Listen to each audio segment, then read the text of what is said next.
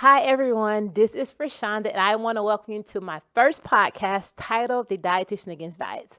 Obviously, when you hear about the title, you know that the idea is going against a diet mentality and creating conversations that can help us to think differently about the way that we choose to have our relationship with foods. But before I really get deep into my podcast, I have to do a shout out to all my partners who were responsible for making this even possible. The first one is Custom Foodscaping. Custom Foodscaping is a local company here in St. Louis. They are all about transforming your ordinary spaces as far as your gardens into a food producing landscape. They provide services such as consultation, designs, and they also do installation. What I know about them, they work with anywhere from universities to schools to restaurants, and what they do is a two-in-one. They help to create edible gardens, but also are aesthetically pleasing. So if you want to know more about their projects, go to customfoodscaping.com or watch them on Facebook, or even grab them on Instagram at foodscaping.com. The other partner is Sarah Food. You may have seen me with them on Fox 2 News. One thing that I like about this company, that is their online marketing space for meal delivery. What they do is they connect the customers to the chefs. So you can order your own foods from a local chef here in the St. Louis area, and the meals can go anywhere from being gluten-free to something that's more diabetic related, or even keto friendly. So they have a variety of ways so you can order healthy foods. So it takes the guilt away from those parents that are too busy but need those nutritious foods. And they also make sure all the foods are pretty unique. If you do decide to go there, you can go and type in LOVE, LOVE, for 20% off your orders. So take advantage of that. Go to sarafoods.com. That's SARFOODS.com, or grab them on Instagram or see them on Facebook. Last but not least, I have to give a shout out to Banner Rose. So Banner Rose Granola Company, I know the chef personally, and I have connected with her since day one. She is all about making organic and healthy granolas. When I say healthy granolas, their goal is to really create a landmark in what is to be agriculture friendly. When it comes to their granola, it is, I would say, over 75% of their nuts and seeds, and not just like a lot of oatmeal, and they have unique flavors. My particular favorite flavors are, it's called Oh Snap. It's like a ginger and molasses flavor. It's got the savory sense. When you think about granola, you think about sweet, but this one actually is kind of a spicy tart one. And the other one is called Monkey Suit. So it's kind of like peanut butter and banana. So that means I can put in my yogurt, I can put in my cereal, or I can just kind of grab it and eat it as a snack. So shout out to Banner Rose Baking Company. You can catch them as well on bannerroad.com to order all your different granolas. And you can also follow them on Instagram as well at Banner Roads on Instagram. So again, thank you for those partners that are able to bring this show to you as an audience. And I hope that you take a moment to check out their websites.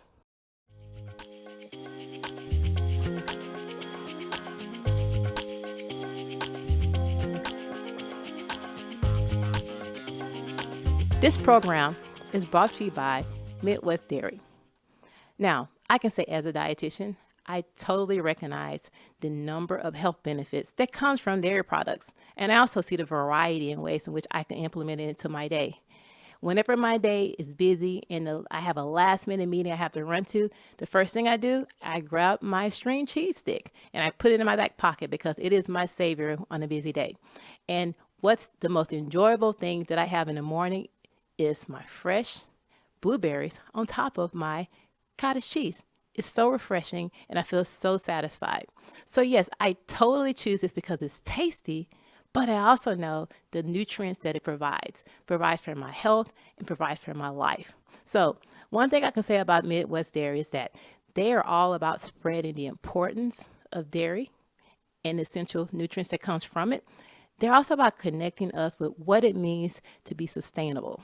So that means the farming techniques, appreciating the care and the work that farmers put into their animals and their products. So when I say Midwest Dairy, where can you go follow them?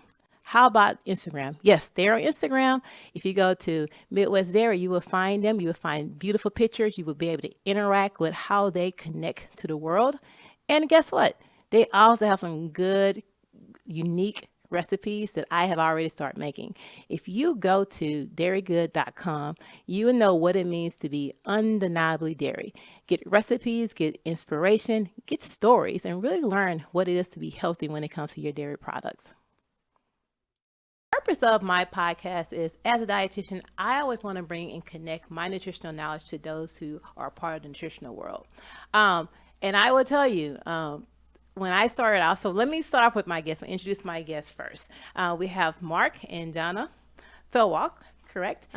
They have traveled all the way from Mount Vernon. Oh my. So I am just pleased that you guys have just made this trip. It's a pretty big deal. Thanks for having us. Yes. Yes, thank you for having us. You know, I will tell you this.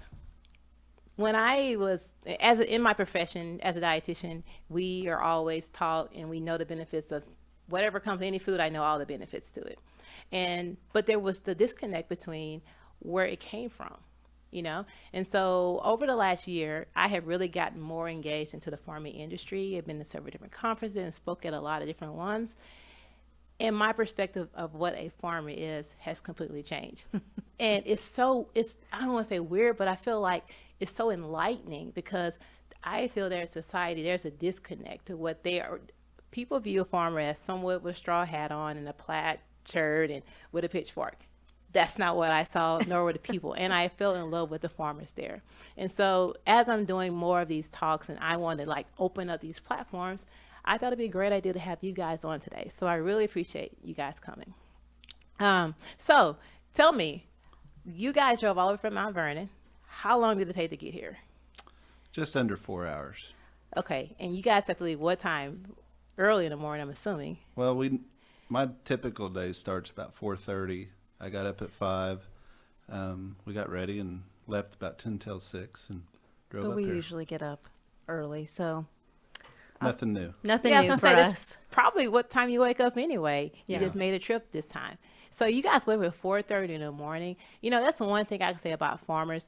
They don't have traditional schedules, you know, season by season or times of the day. And so one of the questions is like, what was it? Like, how did you guys come to be farmers? Like, what's your backstory to that? Well, was born and raised on the dairy farm. I'm fourth generation dairy farmer.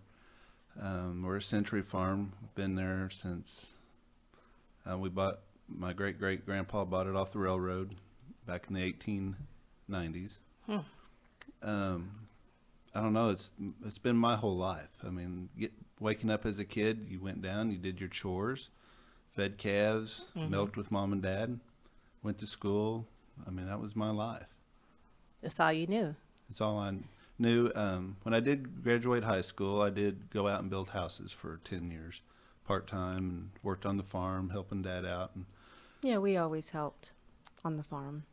And then he got colon cancer and passed away, and faced with one of those life decisions, and milked 1 year with my mom. She wanted out. We thought, why not? We had some long discussions and decided to stay in it. Okay. Remodeled and expanded and grew, and that's where we are today. And so how long have you guys been married? Because apparently you guys do this together around, correct? Yes. How long have we been married, Mark? 24 years. Way to put them on the spot. Yes. So Yeah. did you have a background in dairy farming as well? Not in or- dairy farming, but I grew up on a beef farm. So I was around beef cattle and horses, but it's a totally different life. Yes. So it was kind of a hobby farm, but yeah. So you guys came together and you decided to remodel and to expand it and keep the family business going. Is that basically what happened? Yeah. We decided years ago when we were having kids, we wanted to homeschool, keep the kids at home, and that was part of our decision to stay in the dairy. Okay. Raise our kids on the farm, have them work beside us. That's been our hopes and our dream. With that, in our industry, the dairy industry, you have to keep growing. You have to get bigger to stay in. So with our hope is that they will stay in, invest in with us, and we can stay a family farm. We've Yeah. made that option available to Have them. you? And I was going to say, does it feel like nostalgia? Like you went from being working with your parents and your grandparents, and now you're on the other end of it where you're developing your kids to continue on into the business? I mean, Or is it, it's it's just my way of life. I mean, I don't know anything else. And you know, we've made it clear to them. Our oldest is 19. She she wants to stay, but the other day she came to me and asked if she could maybe go to EMT school. okay. You know, so we're open. They can choose their life. It's not like we're Right. forcing them or want to force them to stay. Our hope is that But they the want to option's stay. there if Yes. they would like to. Yes. So you say so it's a family thing. So your kids are all of them at ages and where they're part of like they all have their own responsibilities. Oh, or everybody has a job. do they? Yes. Oh, that's Even our 4-year-old. You that's you good got work you ethics. have jobs. Yes. Yes. Everybody has a job. yes. And so like, what are some of the things that what's a daily? Can you give us like what does it look like on a daily basis with you guys when it comes to the dairy and working with the cows and the processes? Well, to get up and milk, we both milk every day, and the kids have days that they milk. They don't have to get up every morning and milk, but they do have some morning milkings too. And we feed, you know, you have to feed your cattle and feed cattle and goodness. Well, Bailey, our oldest, her primary is all the calves. She, from birth to Yeah, up to 2. up to 2 years of age till they come in the barn, she raises them, takes care of them, feeds them. Wow. Morning and night. I mean, that's a full-time job for her. Mm-hmm. Is feeding, you know, morning and night and taking care. And she's really good.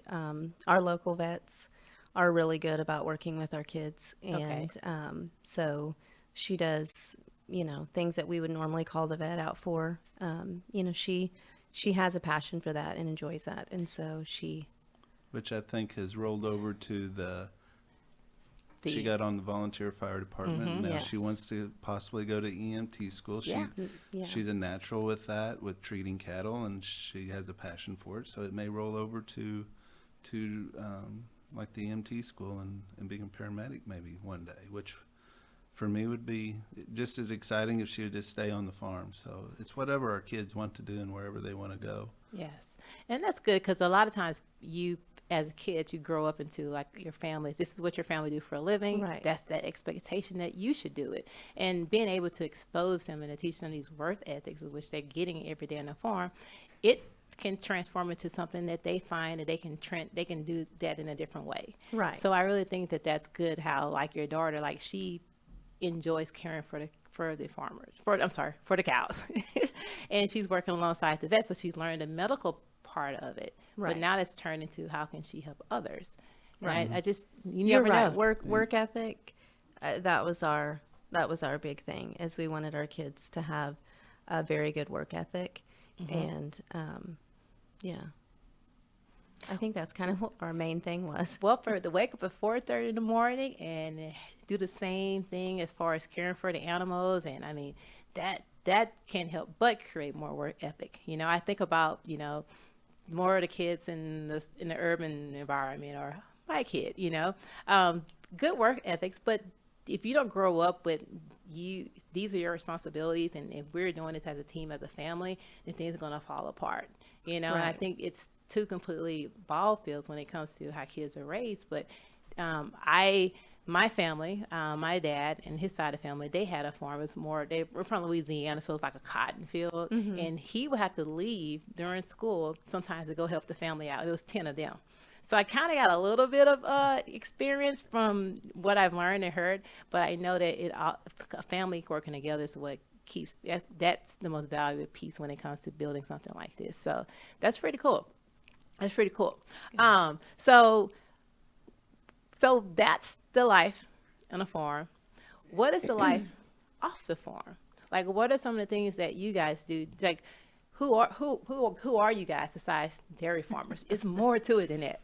So we get wrapped up in it. I mean, where we don't get off the farm.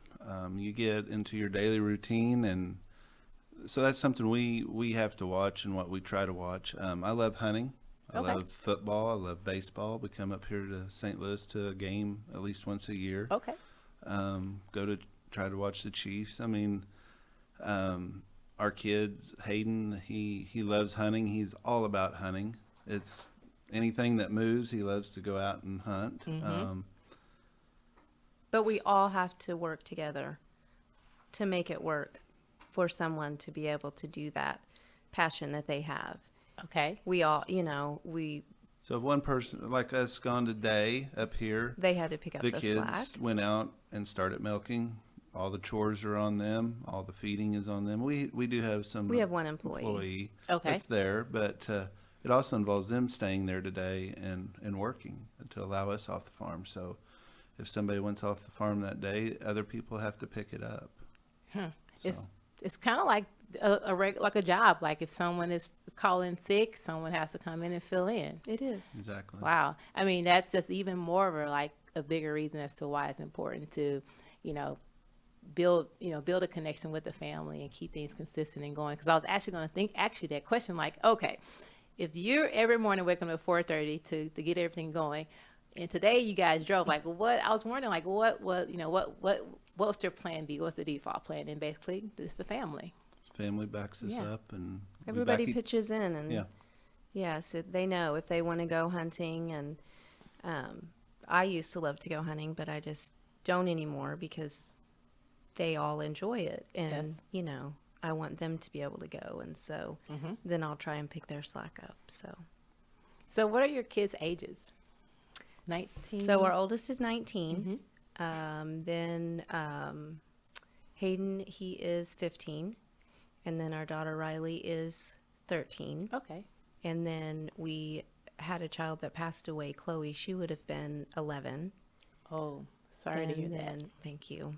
And then we also have a toddler who's Okay. 4, Hudson. So Oh, so you we have have a nice spectrum. yes, Yes. we do. Would you say, I don't know how we would define a normal kid, but do they do like they're still do their kid things? And I mean, it's like I say think off the so. farm or they're I think so. They're very mature, I think, for their age, but I mean they do normal teenage stuff. And I mean they have learned they do have to be selective, Yes. with what they want to do, just for time's sake. But yeah.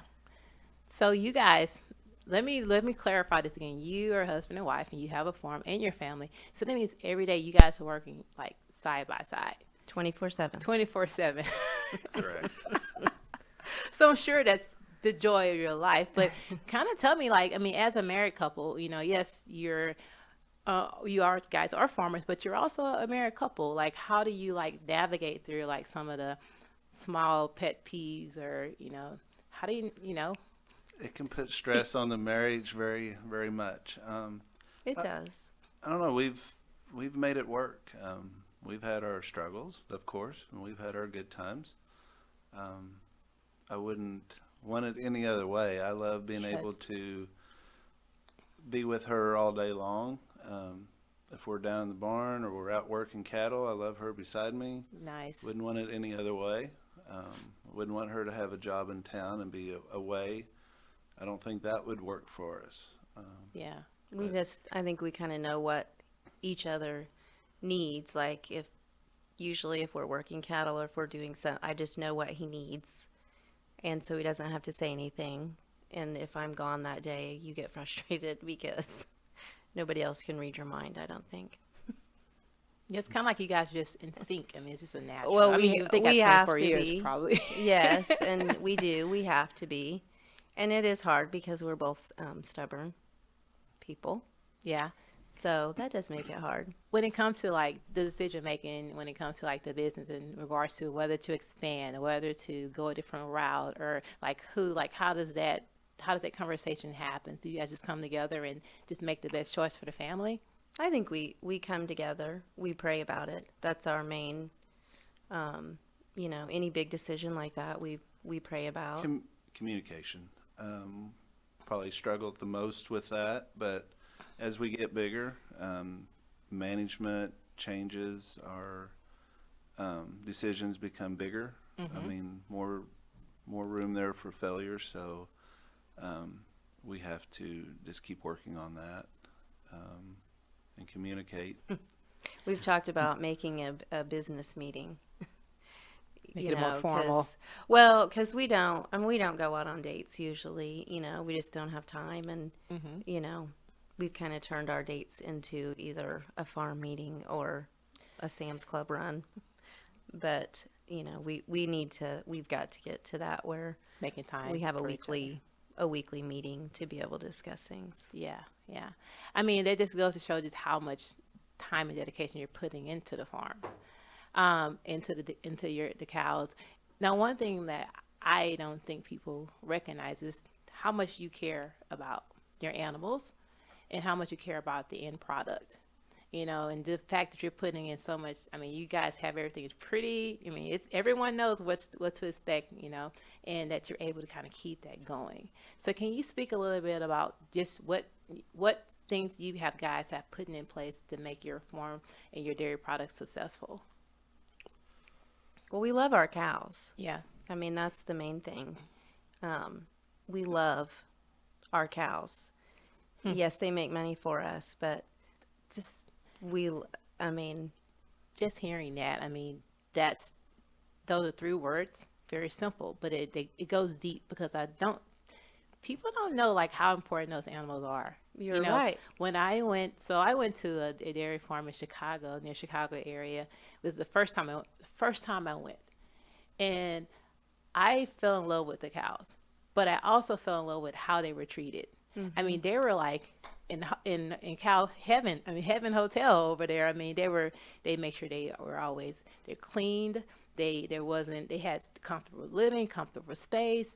I mean, and then the farmers, they felt like, to me, they're puppies, they're dogs. Yes, They were that they're close big to them. dogs. Yes. And it just really changed. Just again, you don't know until you actually go to see what it looks like and see the energy that's behind it. So when you said we love our cows, like I know where that came from, because that short encounter that I had, I clearly saw that. I think that's where the disconnect is. A lot of people think that they're just a way for us to make money. And yes, we make money, but if we don't take care of them, they're not going to make us money. And The more you invest in them, the more they'll invest back to us through milk, and that's how we make our living, is selling milk. So and they have their own personalities. Yes. I mean, we still milk every day. We're both still in the barn and around our cows. And even though we're, around 260 cows, we Wow. pretty much know every individual cow.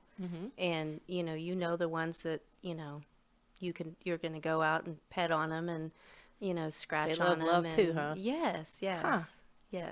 Yeah. But, we take the best care of them.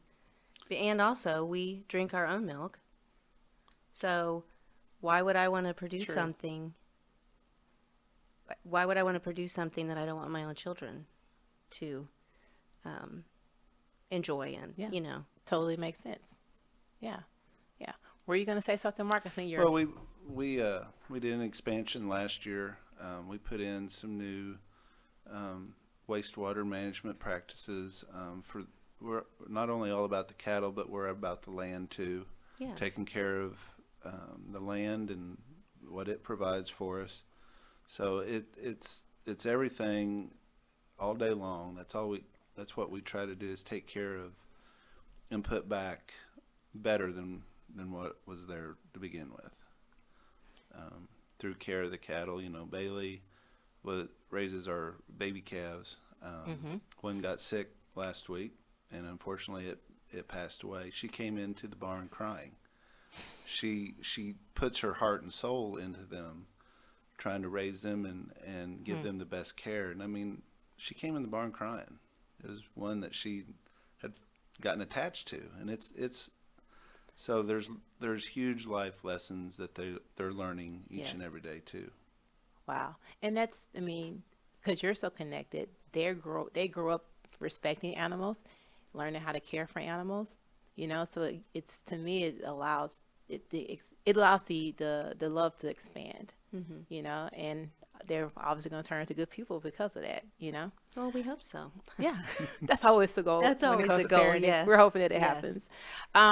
One thing that that I was going to ask you about when you were talking about the veterinarian coming in, and it seems like your daughter and the veterinarian had a good relationship.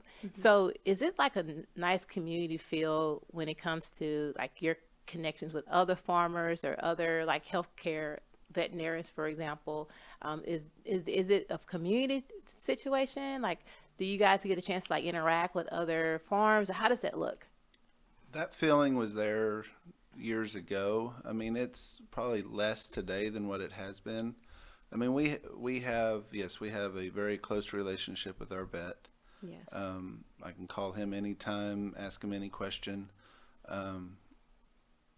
But community-wise, I mean, unfortunately, we have a lot of dairies around us going out. Oh, So we're losing some of our infrastructure. okay. So that's going to be kind of a new beginning for us of Figuring that out. figuring all that out. And so we're kind of in a change right now. Okay. So when you said that some of the dairy farms are going out, is it due to the industry? Like what are they're Just older farms that didn't innovate or change, retiring age. No kids wanted to stay on the farm. Prices have been low the last few years. People are just ready to get out. To whereas we were in a unique situation. I wish my dad was here today, but with him passing, I got the farm at a younger age, able to take over. okay. We were able to invest in earlier in life than most. So we were kind of given an opportunity there, but a lot of people didn't, and they're tired. They're wanting to go out. And so that brings a good question because I know a lot of things have become, I may not be saying it right, but no one's milking the cows anymore. There's more so of the machinery work to where you can get more done with less manpower. And also the different steps of like regulations and making sure everything is fresh and there's no, spoilage and everything is good. With the culture of just the farming, like over the years from when your grandfather was farming and now you're seeing the changes in some of the farms around that's not bringing in some of those innovations, like how have you seen the transition as far as people accepting that and seeing it as something beneficial in regards to consumers? When I say consumers, again, everyone has an idea that someone has a little stool milking cows when that's not really what's happening now.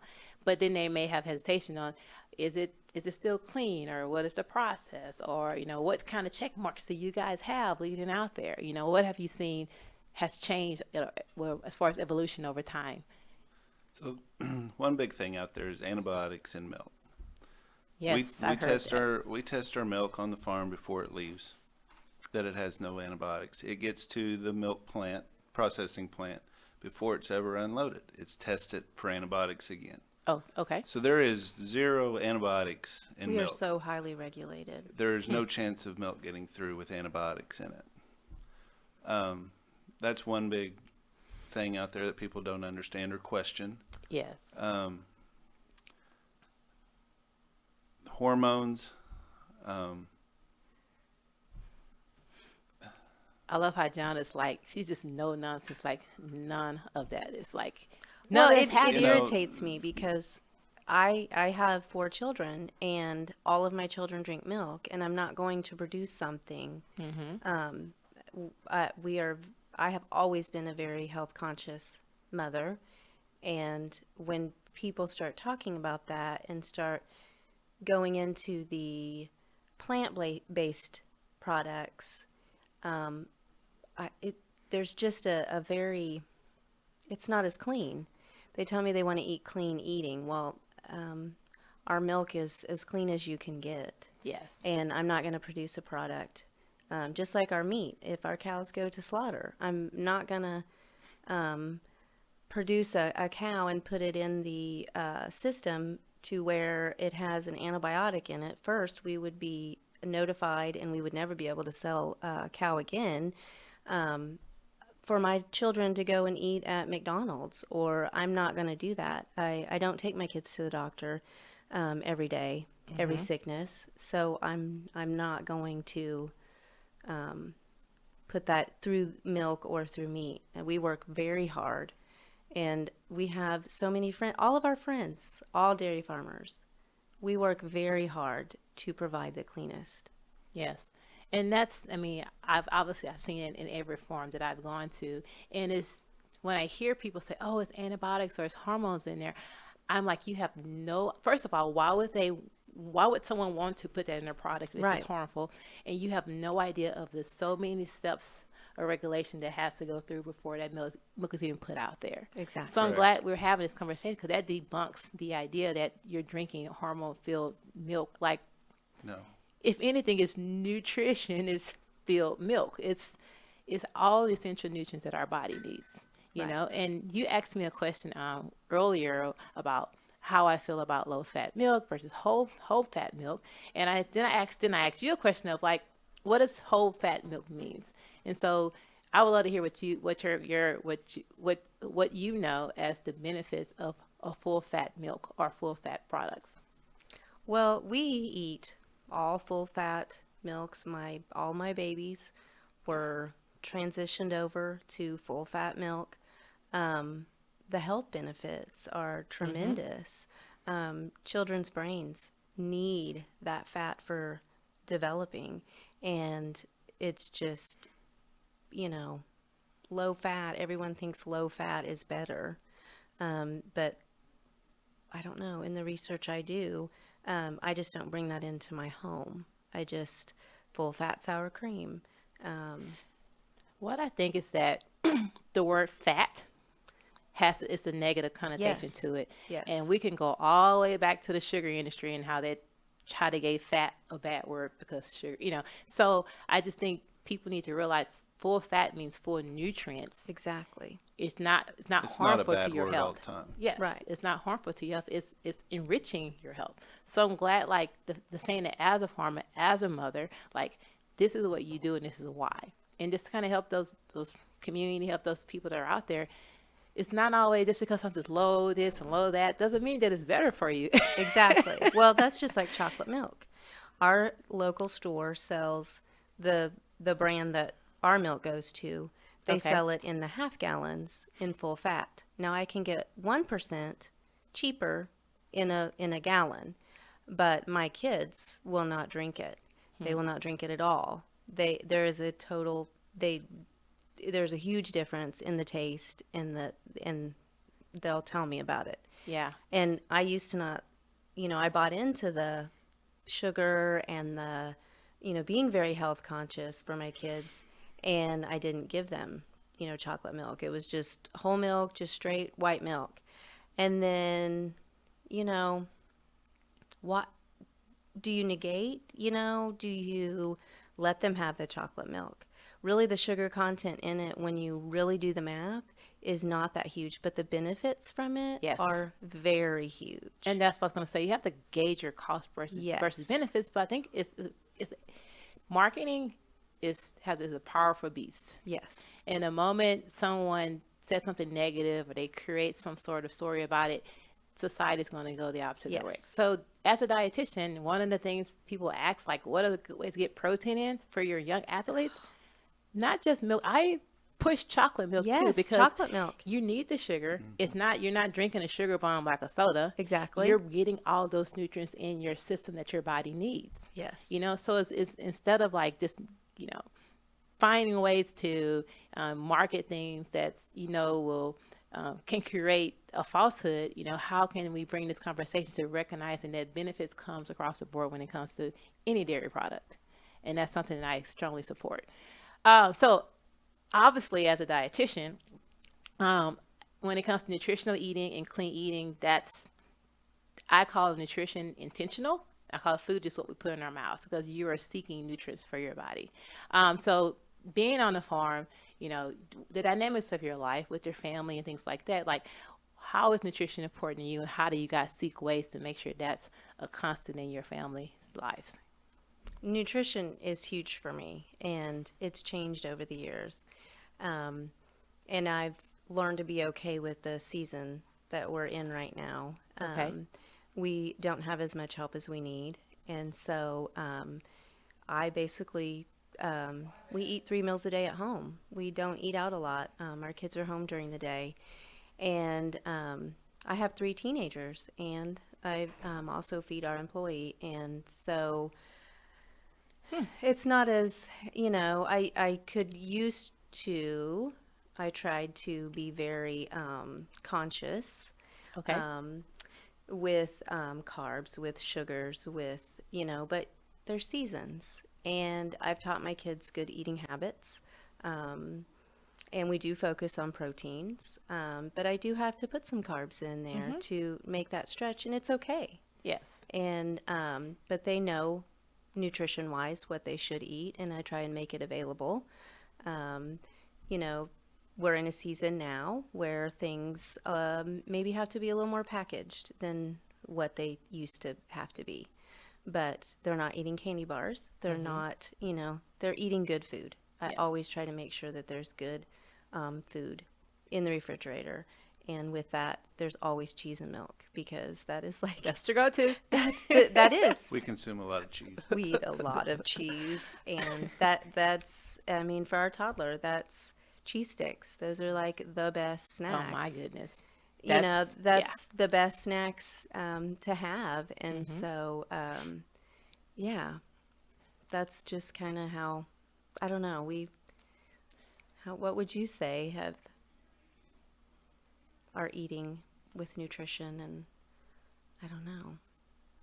I don't know. You just always looked at the healthy I read side of it. labels. Read I mean, I do labels, all of that, and I am very research, health conscious. and Yeah. try to only put more healthy things in the house than not. So Yeah. And the thing about that is, as long as your intentions are there, it's never going to be a perfect flow, whatever the idea of perfect is. Exactly. But as long as you're striving to implement the lifestyle into your life and your family's lives, that's the benefit of it. And when season does change in your favor, then you won't miss a beat.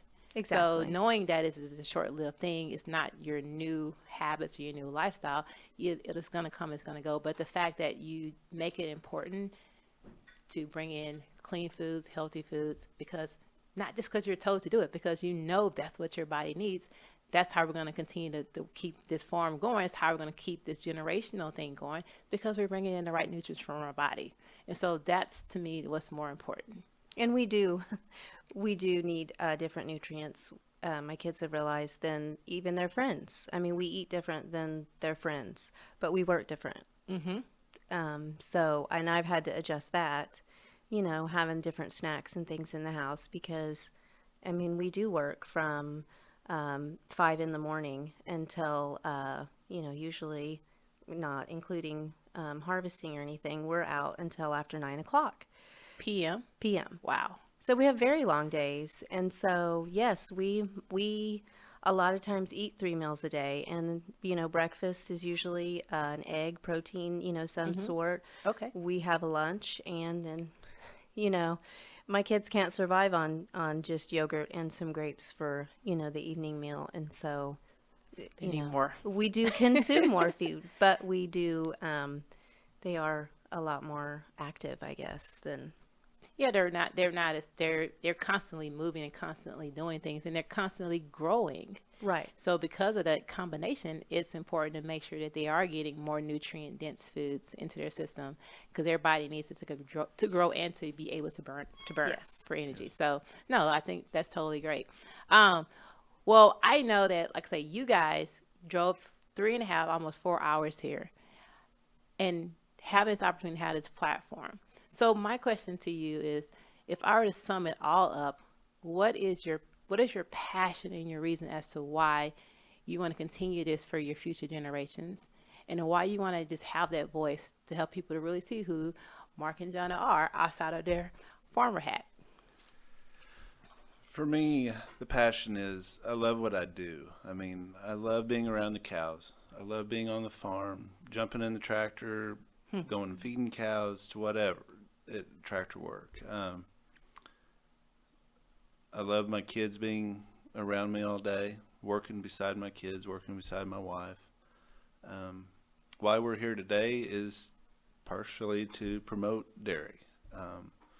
I think it's a very healthy, nutritious thing. There's a big disconnect from what people think a farm is today. People are removed from the farm so far that kids today think milk comes from the grocery store. They don't know that it comes from a milk cow. Haven't seen one, haven't been exposed to one. So promoting our product is, to me, that's the way we will stay sustainable. To help us stay sustainable is taking a day to day and driving up here and talking and promoting. So that's become part of our job too, along with running the dairy is to be active and engaged in things like this. We love what we do. I mean, I think both of us, I didn't grow up with it, but, we both have that passion, and it's not necessarily a job, I guess, when you truly love what you do. It's hard work.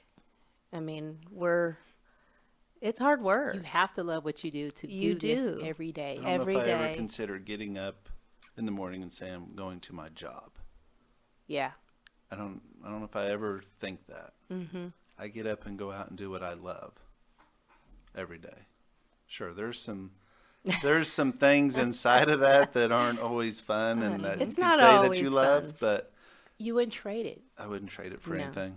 That's another thing. Like, you wouldn't trade this for anything else. And so it shows in your product. It shows in your care. I mean, I can just hearing you guys talk, like, I hear it and I feel it coming out of you. So when I hear you say those things, like, that's, to me, solidifies that you're doing this for the good. You're doing this you want people, like I said, there's a disconnect when it comes to people think I want to get milk, I'm going to get it out of the refrigerator in the grocery store versus where does it really come from? Like, what are the process so I can appreciate Right. what I'm drinking? That's what I can appreciate what I'm eating. Yes, people need to know the work that we put into the product that they get. We don't do it for the money. We're not sitting here getting rich off of it. We love what we do. We truly love it.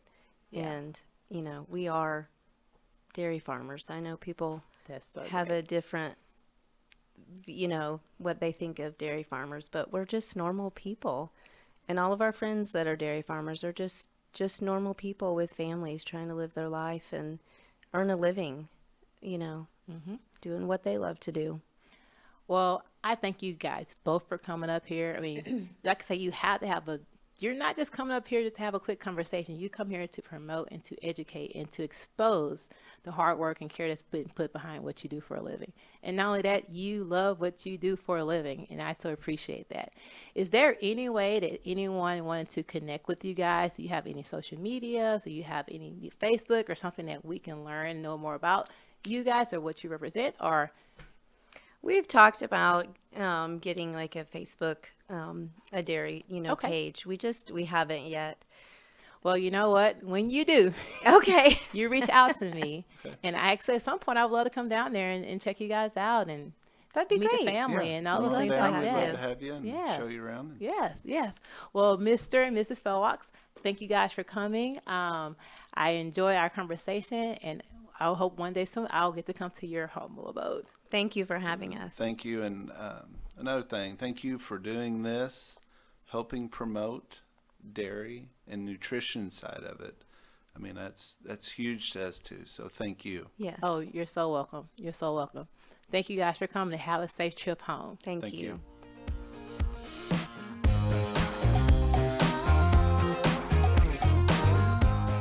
Wow. Well, thanks to the Fellwocks for coming out from Mount Vernon to tell us their story. And thank you again for listening to my first podcast. Now, addition to this first podcast, I have other partners I have to make sure that I give recognition to. Green Bean Delivery. Now, one thing about Green Bean Delivery is just as it said, it's a online grocery store service that sells anywhere from artisan breads. They do local meats that are grass fed. They do organic meats and dairy products. And not only that, an array of different varieties of food. So it's kind of like you can from home already do all your grocery shopping, and they make sure that they bring it to you in a timely manner. They have an app that you can go to, and it allows for quick shopping. Couple good things about them is that there are no contracts, there are no customer fees. So as long as you make a $20 purchase, you don't have to worry about any of that. If you want to take advantage of that, there's a promo code called Better Vessel, BETTER Vessel, VESSEL, and you get 20% off your first 3 orders. So go to greenbeandelivery.com to get your order started, or grab the app, or if you want to know more about them, find them on Instagram at Green Bean Delivery. A couple more. I got Janie's Mill. So Janie's Mill is an interesting company. They're all about organic and stone ground bread products. Not only bread, but they also do wheat, rye, buckwheat, oats, and several other different grains. They believe in taking all the chemicals out, so there's no chemical processing. Their stone mill process is on a low temperature base, so that means it keeps the nutrients in there, and it keeps preserve the taste. So if you want cornbread, flatbreads, biscuits, crackers, any type of bread products, go to Janie's Mill and grab some. Their website is janiesmill.com, and just like any other company, you can follow them on Instagram at Janie's Mill. And stay right here in St. Louis, for those who actually live in the St. Louis area, a local corner store grocery store is called Local Harvest Grocery. They are all about keeping everything local. So all anywhere from their butchers to their produce providers to their artisans, they're within a 150-mile radius. So they're believing keeping it all local and supporting the community. So if you want to go grab something quick and you want to make sure it's healthy and that the source is within your radius, you want to go to Local Harvest Grocery. Bring your own bag, bring your own bottles. No one will look at you funny. They're all about sustainability. So pack your groceries, fill up, redo your refills, and go to Local Harvest Grocery here in St. Louis. Their website is Local Harvest Grocery, as well as their Instagram account, Local Harvest Grocery. So again, guys, thank you for watching this very first podcast. I am so looking forward to experiencing more with all you guys as we start transforming the way that we look and interact with food right here on the Dietitian Against Diets podcast. Thank you.